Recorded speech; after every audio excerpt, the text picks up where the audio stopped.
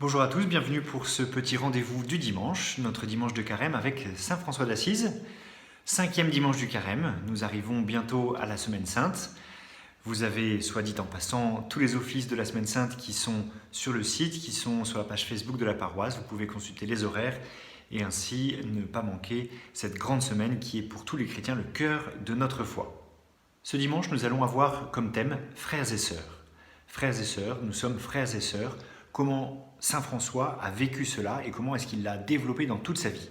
Si Saint François appelle chacun de ceux qu'il croise son frère et sa sœur, c'est parce qu'il reconnaît en chacun que nous avons ce même Créateur, le Créateur de tout et le Créateur qui nous donne la vie. Il reconnaît en chaque personne qu'il croise un frère et une sœur. Cela se fonde sur cette conviction que Dieu est créateur pour tous, et quand il croise quelqu'un, il reconnaît quelqu'un qui est créature de Dieu. Cette fraternité, il va la vivre d'abord avec les plus pauvres, avec ceux qui sont nécessiteux. Il va s'approcher d'eux, il va prendre soin d'eux, il va être celui qui en prend soin en priorité. La priorité de Saint François, ce sont les pauvres. Mais cette fraternité ne s'arrête pas aux pauvres. Pour lui, toute personne est créature de Dieu, et donc cette fraternité large, eh bien, elle s'étend à toute personne qu'il croise, quelle que soit sa religion, quelle que soit sa proximité avec Dieu, il est et il regarde chacun comme frère et sœur. Il va même aller jusqu'à se servir d'une certaine manière de la création pour pouvoir lui-même se rapprocher de Dieu.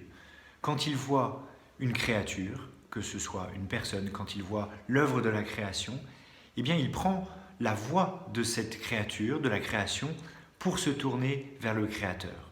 Toute la création te loue, Seigneur. C'est ce qu'il va mettre sur les lèvres de tous ceux qu'il croise, les personnes, mais aussi les animaux. Il prend l'exemple d'un oiseau et il prête sa voix à l'oiseau en disant « Seigneur, merci de m'avoir donné cette vie, de m'avoir donné des ailes, de m'avoir donné une petite voix pour te chanter. » Voilà, il se rapproche du Créateur quand il prête aussi sa voix à toute la création. Pour tous ceux qui l'entourent, c'est assez surprenant.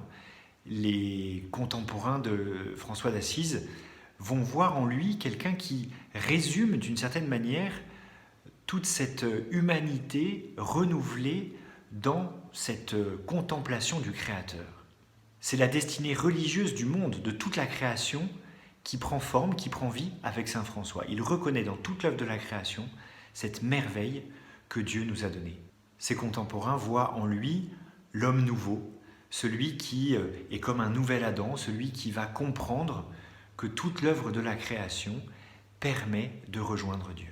Dans une famille, au-delà des chicayas, des petites embrouilles, des disputes qu'il peut y avoir entre frères et sœurs, eh bien, nous avons une responsabilité les uns avec les autres. Et c'est peut-être ce deuxième point qui est important ce dimanche, cette responsabilité familiale.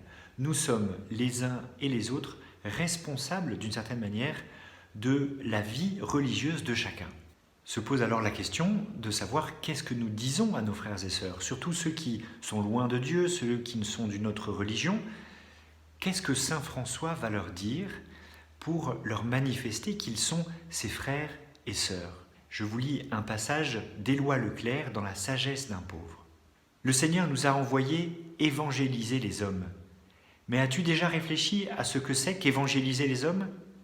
Évangéliser un homme, vois-tu, c'est lui dire « Toi aussi, tu es aimé de Dieu dans le Seigneur Jésus-Christ. » Et pas seulement de le lui dire, mais de le penser réellement.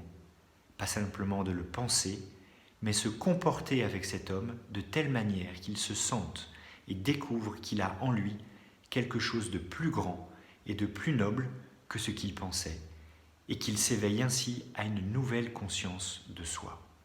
C'est cela lui annoncer la bonne nouvelle.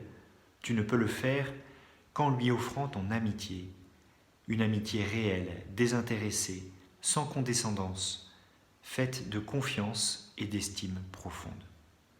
Voilà ce deuxième point qui est important ce dimanche, après avoir vu ce que nous avions en commun, notre Créateur.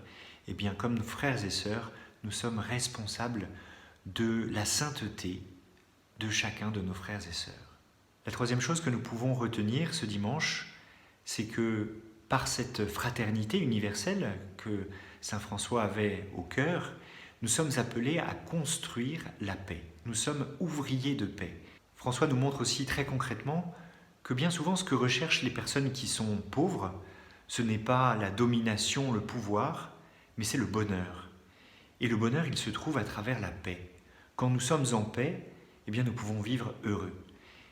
Ce n'est pas parce que nous avons du pouvoir, de l'argent, la domination, que cela nous garantit à tout coup le bonheur.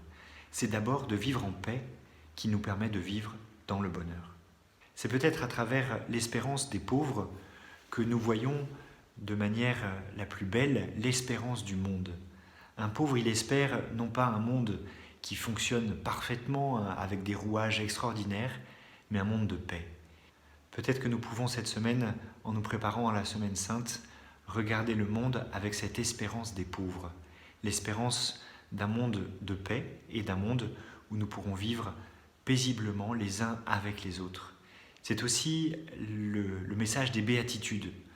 Heureux ceux qui sont pauvres de cœur, le royaume des cieux est à eux, etc. Vous connaissez peut-être par cœur toutes ces béatitudes.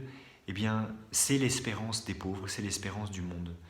Soyons dans cette semaine qui nous prépare à cette grande semaine sainte, des pauvres de cœur, des pauvres qui espèrent, des pauvres qui vivent cette fraternité et qui vivent cette fraternité pour construire la paix. Je vous souhaite une bonne semaine et je vous dis à la semaine prochaine.